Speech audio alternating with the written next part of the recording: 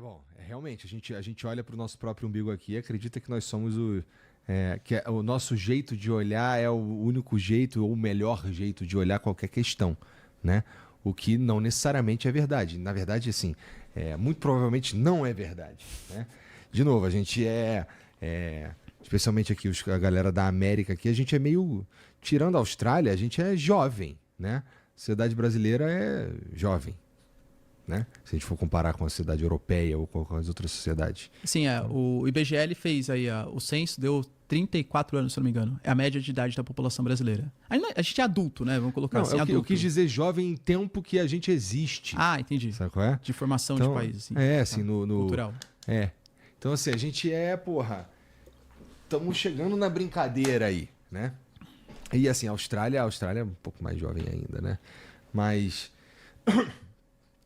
o nosso papel nesse jogo todo aqui é natural que a gente seja, não, obviamente não por causa disso, mas assim, a nossa posição e a maneira como está posto para nós aqui é importante, na verdade, que a gente seja good guy, que nem o Brasil sempre se colocou, né?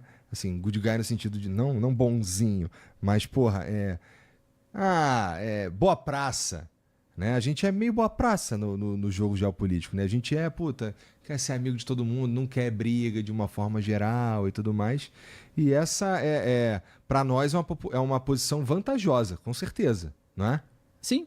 Tanto que as críticas que pesaram, né, da The Economist, por exemplo, é criticando a postura. Por exemplo, eles elogiaram os 2 primeiros mandatos do governo Lula, Aham. porque o Lula, nos 2 primeiros governos, de fato, ele Suave. tinha boas relações com os líderes de esquerda da América do Sul, tinha boa relação com o Hugo Chávez, com o Evo Morales, mas também tinha boa relação com o Obama, com os Estados Unidos, né?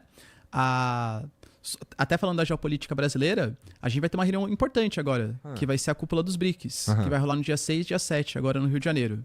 E é um momento difícil para o Brasil, porque é uma reunião que pretendia ser a principal reunião, a principal cúpula da história dos BRICS. Só que vários países já falaram que não vão mandar seus representantes. E, aliás, com algumas desculpas até meio estranhas. Por exemplo, a China não vai vir, o Xi Jinping falou que não vai mandar o seu ministro das Relações Exteriores, alegando que já fez 2 encontros bilaterais com Lula nesse ano que passou. Por quê? Só pode ser 2 por ano, né? Meio estranha essa justificativa, né? Mas, enfim. O Putin, por exemplo, falou que não vai vir para a cúpula dos BRICS, mas aí por conta do Estatuto de Roma, que o Brasil é signatário, que é o estatuto que garante que a gente é signatário do Tribunal Penal Internacional. Então, caso o Putin pisasse em solo brasileiro, isso não é nem poder executivo, é a própria justiça brasileira. Teria que mandar, então imagina um juiz maluco, vai lá, manda prender o Putin. Isso poderia dar problemas, então o Putin falou que não vai vir para a reunião. Ia ser diferente, né? Imagina o Putin em Bangu 3. O México, por exemplo, a Cláudia Sheinbaum falou que também não vai vir, a presidente. O Erdogan também foi convidado também da Turquia, falou que não vai vir. O Irã também, por motivos óbvios, acho que não vai comparecer. O Egito também, que entrou para os BRICS faz pouco tempo. Então tá esvaziadona essa cúpula aí. Vai vir, assim, ministros, representantes, né? Subrepresentantes aí. E era uma cúpula que se pretendia ser bem importante. Por quê? Porque o Brasil está pautando, primeiro, uma proposta de criar essa moeda alternativa ao dólar. Então, muito possivelmente algum tipo de stablecoin ou algum tipo, o yuan, utilizando como essa moeda alternativa, e um mecanismo alternativo de pagamentos. E também tem a promessa de entrada de novos membros. Por exemplo, a Colômbia foi convidada e o México foi convidado para participar. Os dois vão participar. Acho que o Gustavo Petro, que é o da Colômbia, vai vir mesmo, mas a Cláudia Sheinbaum falou que não vai. Então, a entrada de novos membros, os BRICS eles estão passando por uma transformação. Quando eles surgiram ali nos anos 2000, a ideia é que era só um grupo de países superpopulosos, que tinham muitos recursos naturais, que tinham algumas similaridades econômicas, e era um país que iam crescer economicamente.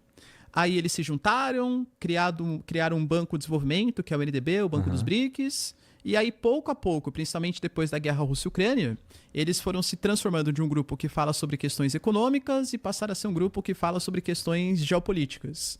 Hoje os BRICS, eles se comportam, segundo eles mesmos, como se fossem a voz dos países emergentes. Então tem o G7, os países desenvolvidos, os países ricos que sempre controlaram a geopolítica mundial, e agora tem os BRICS, que é você, país emergente e tal, para ser uma voz de contraposição ao G7. Entendi. É inteligente ser uma voz de contraposição ao G7? Assim, não é ser inteligente não é uma boa pergunta. é necessário que a gente tenha uma voz de oposição ao G7? Acho que sim. Os países emergentes eles cresceram muito de importância. Quando a gente pega, por exemplo, os BRICS, o PIB é maior que o PIB do G7. Claro que tem muito mais países também, né? Em relação à população, nem se fala, só porque também China e Índia já é 1/3 da população mundial, mas tem mais população em relação a recursos minerais, com a entrada de Arábia Saudita, a entrada de Irã, dos Emirados Árabes Unidos. Então tem países que tem muito petróleo, por exemplo. Então são países que ganharam relevância. Acho que é importante que tenha uma voz de contraposição, de mostrar qual que é o interesse dos países emergentes. Países emergentes serão emergentes para sempre, cara? Difícil essa pergunta, hein? Acho que depende muito do país emergente, né?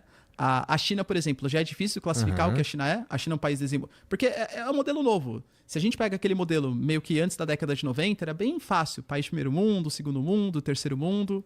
Hoje em dia, a China é o quê?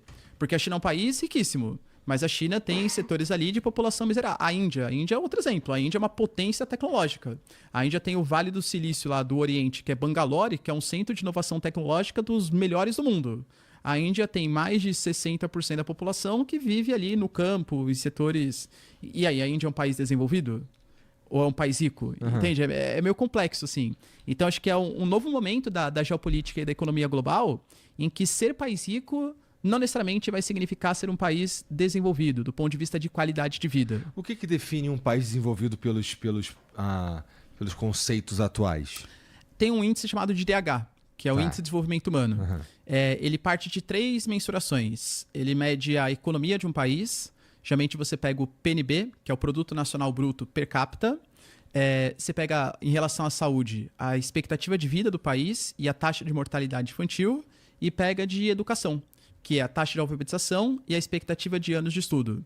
E aí você faz meio que uma conta, uma média com esses índices. Fala assim, bom, de acordo com a média, então, o país tem essa característica. Então, o país vai ser desenvolvido, vai ser emergente, vai ser em desenvolvimento. Então, é uma classificação que o IDH faz. Entendi. Isso aí era a mesma coisa quando era primeiro, segundo, terceiro mundo? Eu não, assim, ó, por exemplo, se você me pergunta, cara, fala aí um país que era considerado um país de segundo mundo. Tem os países de primeiro mundo, inclusive é um termo que a galera usa até hoje, né? Não, isso daí é coisa de país de primeiro mundo, né? Terceiro mundo, que era o que eu ouvia mais, né? Que é uma definição antiga, né? Mas assim, o Brasil era um país de terceiro mundo, né? E que diabo era um país de segundo mundo? Então, essa denominação ela não serve mais para hoje, por quê? Porque esse é um contexto da Guerra Fria. Primeiro mundo, eram os países capitalistas diretamente alinhados com os Estados Unidos. Então, Europa Ocidental, Estados Unidos e tal. Tinha a ver com... O segundo mundo era a União Soviética e os países diretamente associados com a União Soviética. O terceiro mundo era o resto, assim. Era o país que podiam ser capitalistas ou socialistas, por exemplo, o Brasil, que era capitalista, mas não tinha um alinhamento direto com os Estados Unidos. Então, a gente chamava de país de terceiro mundo. Nossa, hoje, como eu sou ignorante, porque eu sempre achei que tivesse a ver com desenvolvimento mesmo. Não necessariamente. Por isso que hoje não faz muito mais sentido falar país de terceiro mundo. Porque para ter país de terceiro mundo, teria que ter um país de segundo mundo. E não existe mais o segundo mundo. Mesmo que tenha um país socialista, né, tipo Vietnã, China, Cuba e tal, mas eles não chegam a formar um mundo socialista. Não é que nem durante a Guerra Fria que tinha aqueles 2 mundos. Então hoje, geograficamente falando, é errado falar país de terceiro mundo. Por mais que a mídia fale ainda, né? Terceiro mundo, primeiro mundo. Mas o mais correto seria falar país desenvolvido ou em desenvolvimento, ou emergente. Entendi. Em desenvolvimento é a mesma coisa que emergente. Mais ou menos. O em desenvolvimento é um jeito bonitinho de falar subdesenvolvido. É porque a ONU não curte mais, ela não deixa mais falar país subdesenvolvido. Porque subdesenvolvido dá a ideia que pra gente, pra sempre, ele vai ficar nessa condição. O que eu acredito que muitas vezes vai mesmo, né? Mas a ONU fala que são países em desenvolvimento. E aí, quando você fala de país em desenvolvimento, tem os países em desenvolvimento que são industrializados, por exemplo, o Brasil, e a gente vai falar que é um país emergente. Então, sei lá, Brasil, Turquia, México, Argentina, são países em desenvolvimento industrializados. E tem os países que estão em desenvolvimento não industrializados ou periféricos. Etiópia, Senegal, sei lá, Haiti, que aí são os países em desenvolvimento periféricos, não emergentes. Que merda, hein? Somos um país em desenvolvimento, exatamente. Famoso subdesenvolvido. É um jeito bonitinho, né, de falar o subdesenvolvido, exatamente. Bom, e a gente não parece estar tentando melhorando muito, né, cara? Com os caras aí brigando, os caras aqui no Brasil decidem que não vai poder taxar o IOF e no mesmo dia os caras decidem que vai ter mais deputado nessa porra.